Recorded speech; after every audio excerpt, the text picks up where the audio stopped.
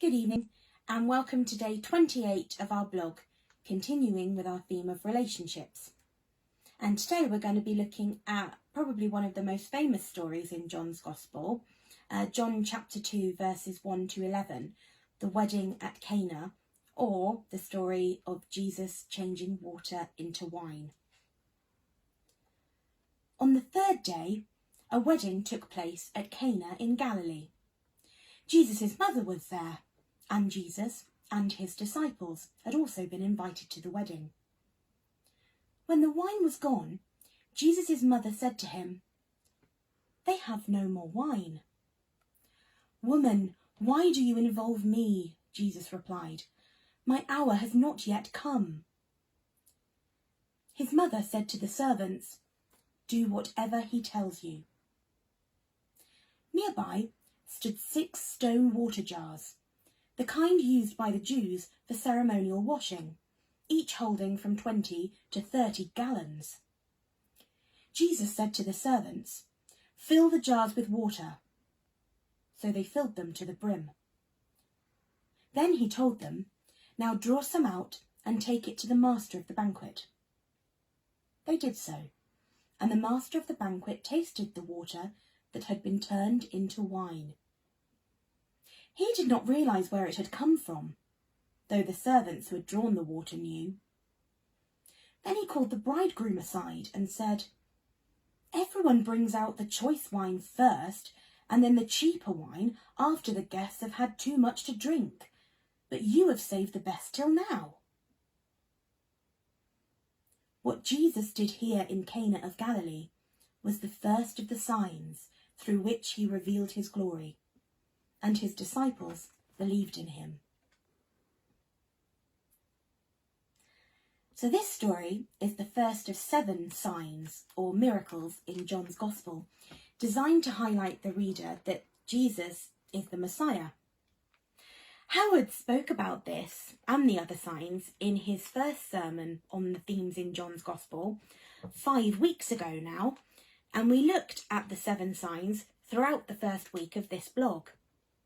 Incidentally, if you ever wanted to go back and revisit the previous blogs, they're now sorted into playlists on Facebook and YouTube and have their own pages under the Church at Home tab of our website. While looking at the themes in John's Gospel, the sermon slot on a Sunday can also act as an introduction to the week's blog themes. So this has also been put onto the website, so you could watch the sermon and the blogs a little bit like a box set. It's hard not to think about relationships when reading this passage. The relationship between the bride and the groom, between Jesus and his mother, and his relationship with his new disciples, although there's only 5 of them at this point in the story. The servants, the other wedding guests. I've been to a few wedding ceremonies that Matt's presided over, and I've heard him preach on this passage quite a few times. It's an apt passage at such a celebration, and at these times it's customary to focus on the celebration, that when Jesus performs the miracle and turns the water into wine, it isn't any old wine, it's the very best wine, and a massive quantity of it. Jesus wants us to enjoy the party, to enjoy the celebration with our family, to nurture our relationships with family and friends. But the passage does go much deeper.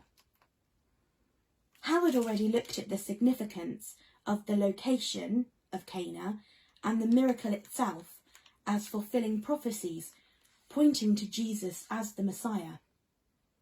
But John is a very skilled writer in the way that he's structured his gospel, different to that of the synoptic gospels, having spent longer pondering it before putting quill to parchment. This passage begins deliberately on the 3rd day.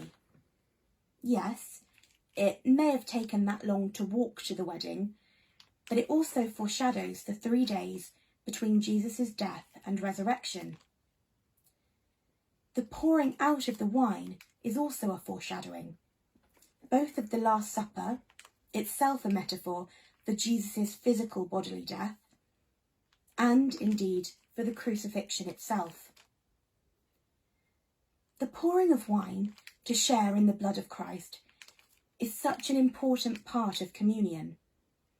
I know it's been really difficult that we haven't been able to share in this during the pandemic.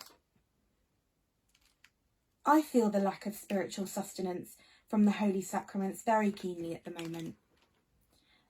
I have SLE, or lupus, an autoimmune disorder, and my immune system is compromised, so we took the decision as a family not to share in communion until the threats passed. And I'll be honest with you, I'm finding that very difficult at the moment. But passages like this do help.